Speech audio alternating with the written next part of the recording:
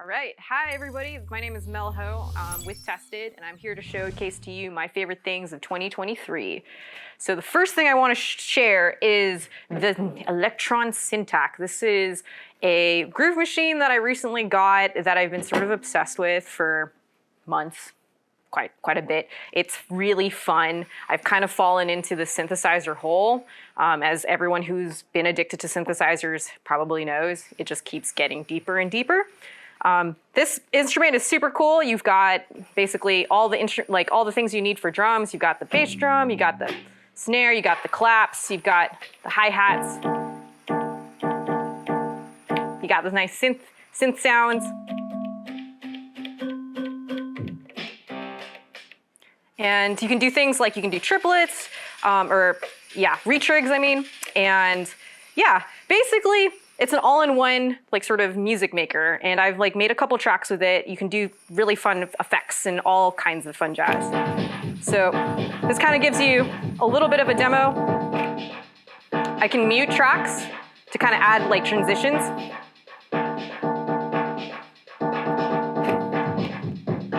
Right? And then some fun effects you can do.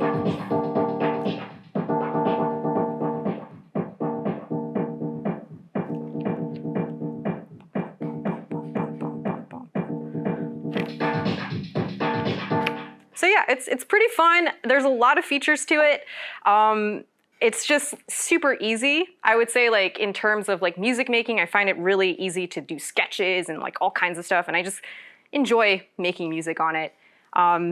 To sort of follow up with that, there is also this guy that I recently got, which is the Roland JU06A. It's made by Roland to emulate the Juno 60 and the Juno 106, which are some pretty retro synths. You can do cool things with this too. It has a sequencer, and let's see, do standard sample. You have the ability to make chords with it, which is cool. It also has a built-in arpeggiator.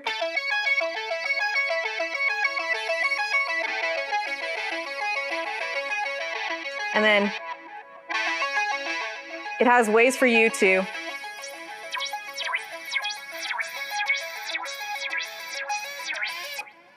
basically modulate the sounds. It's really fun too.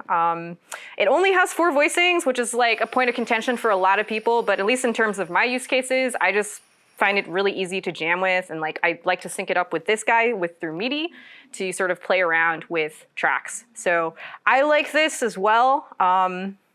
It's a pretty cute piece, pretty cost efficient. I would say definitely get it if you're into that kind of stuff. Okay, so the next piece is custom built by me and Kate. I'm gonna just power this guy on. It's gonna take a bit. But essentially it's a mask that we made for a project for MK Ultra.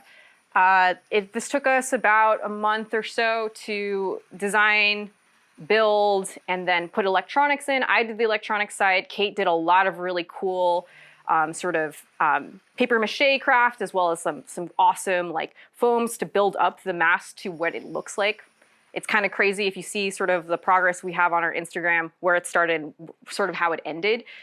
It's pretty fantastic for that. So what I like about this particular piece is I basically wrote a software using processing to create a sound reactive eyeball. So if you see, I don't know if you can see it through here, but when I talk, the graphics on the screens of its eyes also react to my sound. So it's pretty fun. This was a cool little cute project that we did together. And again, it was really awesome to just sort of do the concept art for this, design it, and then kind of see it into full fruition. Thanks to Pimeroni for honestly hooking us up with a bunch of cool components with it as well. It made the whole process just more feasible, I guess. Yeah, it's awesome. So this is the piece. Pretty proud of it.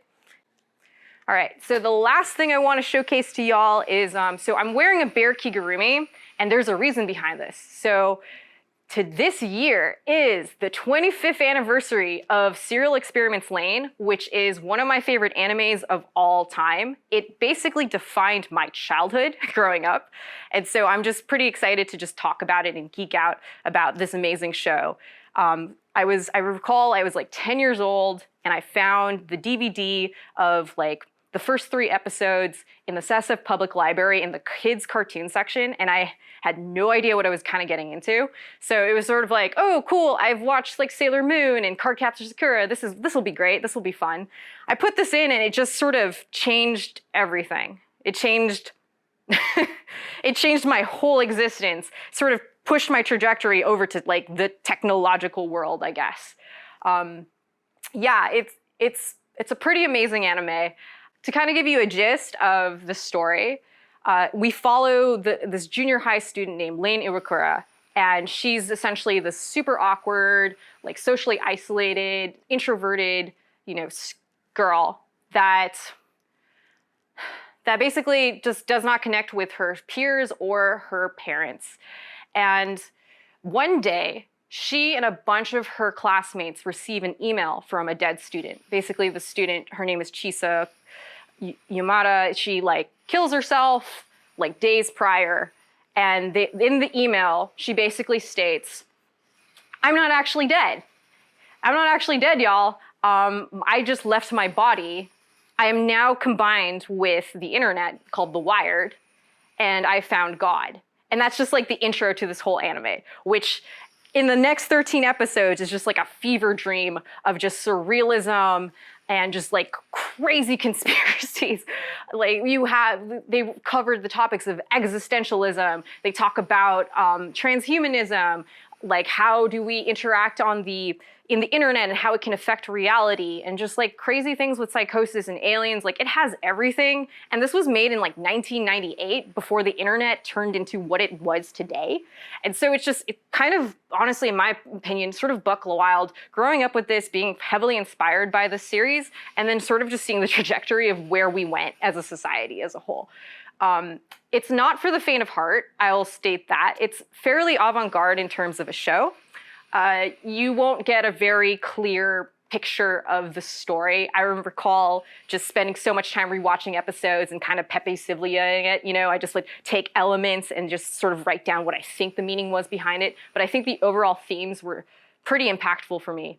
And I heavily related to Lain just growing up. And so there was just so many elements of just my love for computers, the sci-fi future, the unknown, and it just opened my mind as like growing up to like all of these like interesting sci-fi concepts that like to this day I feel like continue to inspire me further. She wears a bear suit, and this is sort of a fan website that I found on NeoCities, which is kind of the new version of GeoCities. If anyone's familiar with GeoCities, I don't know if anyone remembers that. This is like a cool little immersive website that someone made that is entirely based on the series.